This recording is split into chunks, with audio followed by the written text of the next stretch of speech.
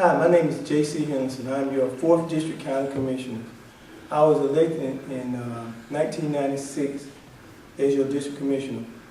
But before I got elected, at the corner of Emory Street, we went out working with the City of Cleveland Council. We went out before we was elected and built a park by working with the City of Cleveland Council, and that was at the corner of Emory and South Street. But since I've been elected, one of the things that I've done, I've always worked for our seniors, trying to make it better for our seniors. We went back and in 2000, we worked to reduce the alarm tax for our seniors. In fact, it saved them around about $30,000 a year. The exact quote of that particular motion that we made was one that never had been done before. We had it placed on the ballot for our citizens, and the motion was made by me, Jc Henderson, to give our senior citizens a tax break through their alarm tax. One of the second things what we done, we went out and we didn't have a recycling center in the town of Oxford at the corner of Cook Road and Old Atlanta Highway. We went out working with the Board of Commissioners and the chairman, and we established the first recycling center in District 4, which we were very thankful that was one of the things that we done for our citizens. We also went out and we worked to build a park on Clark Street, which is the Clark Street Park. And we put furniture and fixtures and working with the recreation department, and being on the recreation department, we made a very nice park by working with our community, the churches, and that's why we do have Clark Street Park. But we went a step further. We went to the Washington Street Community Center. We renovated the whole building, because I remember as a child, I would run from Southwest Street, up the hill through Miss Helen Hall's yard, through Mr. Ozer's yard to the school, and where at that particular time we had all used stuff. We had used books, and everything that the other schools didn't want, they would give it to us to use. And we thought things was good. But as I growed up and became a man, I learned that things weren't as good as they should have been. And so I said, if ever it was on my watch, that I was going to make sure that our children in our community, in all communities, have new stuff the same as all other children. And so we worked hard for that in these community centers. We've been on the recreation department as a board member for going on 18 years now. And all the recreation project from the Miracle League, which is in District 4, the one that we also helped when the board member, Director Tommy Haley was there. We helped and looked at it and brought it back to the community, and now we're about to open up the Miracle League, which we think is good. We also in the 2008 splash, after talking to my constituents and talking around the county, there was needs for parks. In the 2050 plan, it also talks about parks and recreation and trails and et cetera and stuff like that. So we understood that. So that's why we wanted in the 2011 spot, by talking to people and learned that was what my constituents wanted. We decided to, with their wanting the park, we decided to put on some park. We decided to add the Alfred Road Park. We wanted down the Page Park. We wanted to come back with the master plan at Nelson Heights and Green Acres to do the master plan park, to move the park from Jefferson up here to Lassiter with about 8 acres and with the potential of about an additional 2 acres so we could add a football field on it too as well. And so that's something that I'm very pleased that that has come to pass. The last commission meeting, which was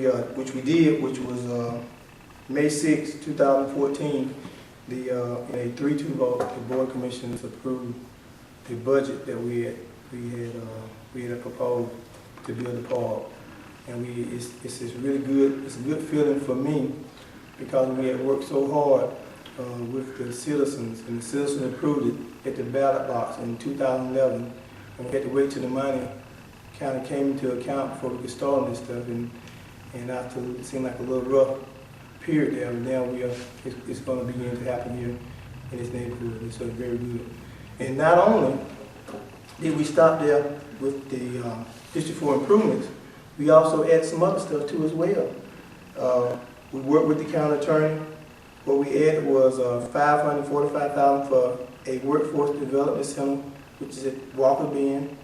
We also added indigent $55,000 for indigent cemetery, because we know that during the course of being a commissioner, there were people who had passed who did not have nowhere to bury them.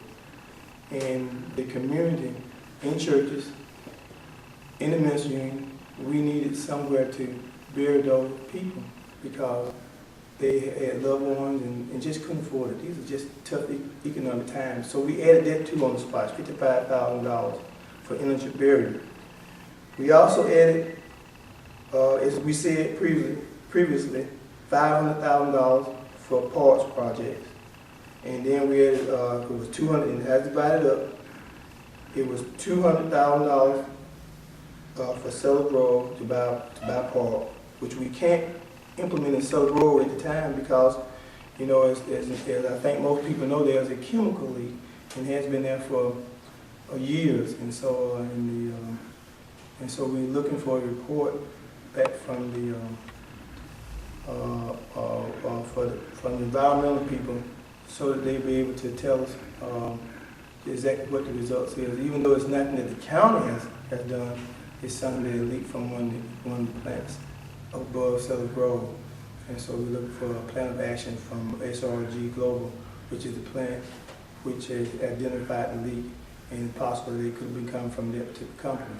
So we're waiting. We even scared to do Water Road for resurfacing. We're scared to do that too as well because we don't know how the asphalt would mix with the chemical that has been leaked that's coming back up, the vapors that come back up to the ground. So we're just holding off on that particular project. But we have money available to do that part. We set aside $200,000 to build a park down Pace, in which we are presently been looking at areas in down Pace in which we can build a park. Also at Victoria Station, we're doing the exact same thing, looking for places that we can build a park on our road in Victoria Station, or possibly around Victoria Station. We're also going to splash money. We're looking at Nelson Heights Community Center. We're going to do $4,910 to bring back some new computers, audio visual equipment. We're also looking at $4,410 for Washington Street Community Center for new appliances and faculty facilities improvements. We're looking at $12,000 for the Garden of Gethsemane homeless shelter, and then to do installation for that particular facility, because in the wintertime their utility bills are extremely high, and this was a way that we could try and help them to fix the doors and put installation in that particular facility.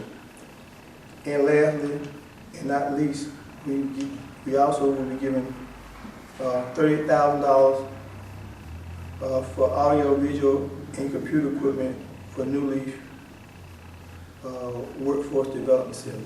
So we think we're doing a good job in this community for our kids.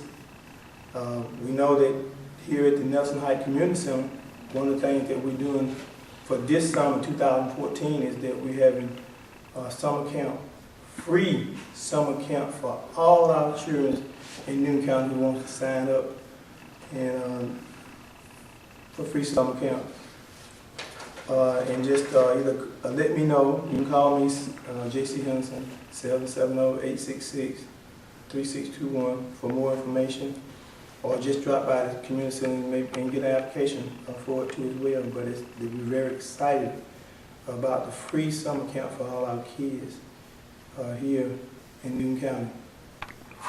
Also, one of the other things that we're very proud of is our tutorial program that we have right here at the Nelson Heights Community Center, which is about to end, to the best of my knowledge, for the summer, is where you can bring your kids over from 3 to 6:30 and get some help with their kids with their homework and other things that they can do We also, here at Nelson Heights Community Center, we lease out the building here for the community. Anyone who might want a small gathering, family reunion, we think it's the lowest prices in town for this particular facility, so we think that's good for the community. So we've been working hard to move our community upward, not downward, to move our community forward, not backwards. And so on May 20th, vote for and re-elect Jc Henderson for proven leadership. Thank you.